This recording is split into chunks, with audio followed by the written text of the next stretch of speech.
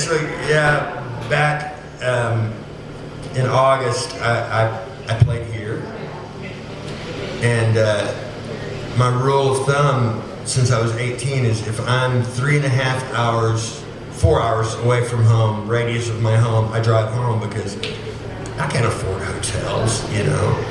And any other musicians besides me and Brent and Chris? I know Danny left. How many of you have felt blinky, right? It happens all the fucking time. Every musician I talk to, same thing.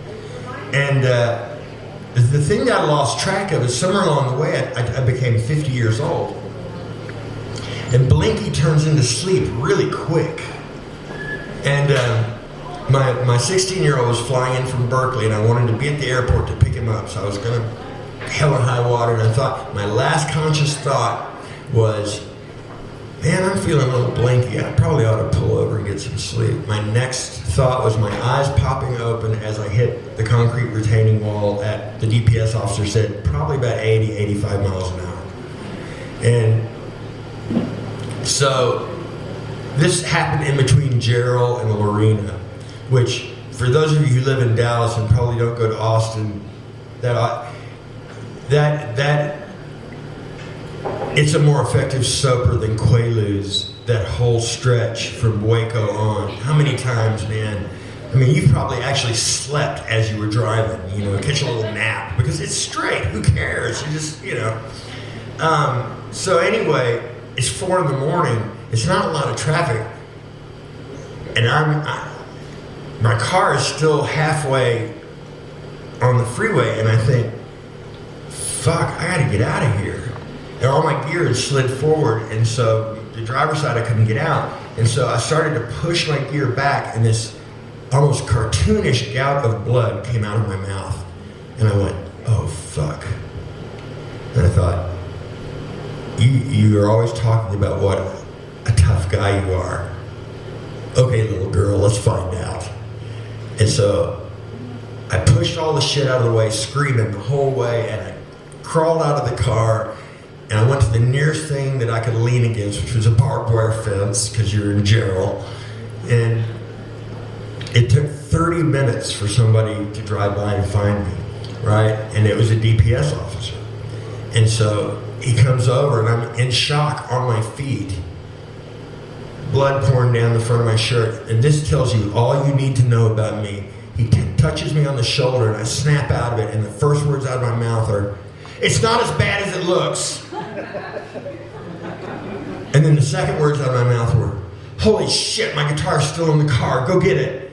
And he does that condescending thing, and he goes, "Sir, we've got more important things to worry about." Then I go, "No, we don't." And he looks me in the eye and he goes, "Okay." And he goes and he gets the guitar out. God bless the DPS, man. I grew up on the Texas-Mexico border in a little town called Quemado, which if you speak Spanish, you know it means burnt, literally. And it's not a metaphorical name for the town at all.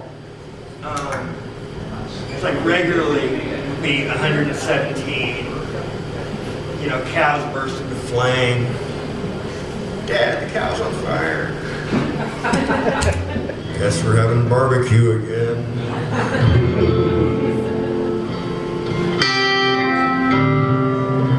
I can tell right off it's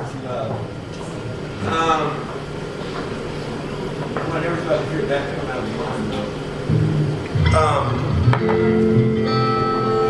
Okay, in my mind,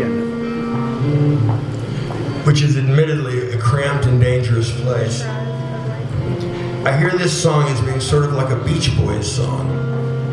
Only if the Beach Boys grew up in Texas, hundreds of miles from the ocean, never having even seen a surfboard. It would have made Brian crazier a lot earlier.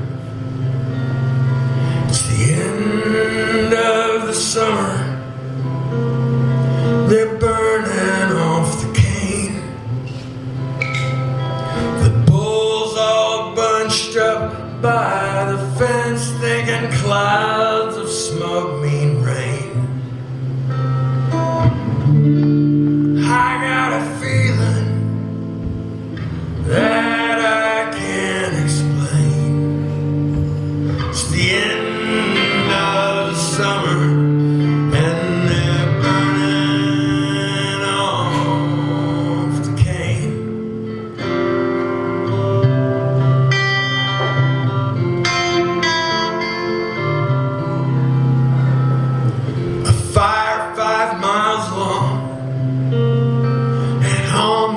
1 mile wide,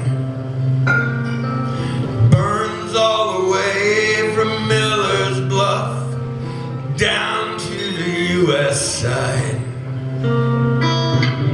The fire runs like water down the river plain. It's the end of the summer, and they're burning off the cane.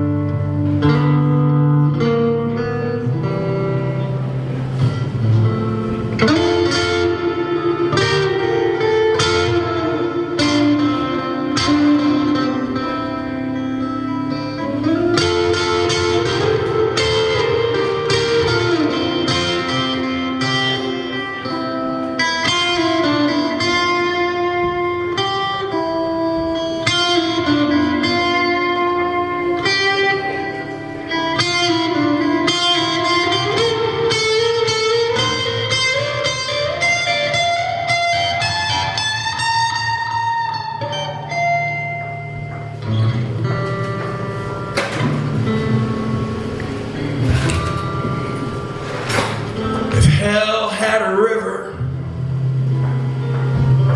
who am I to say? I can guarantee that it will be just like this one here today.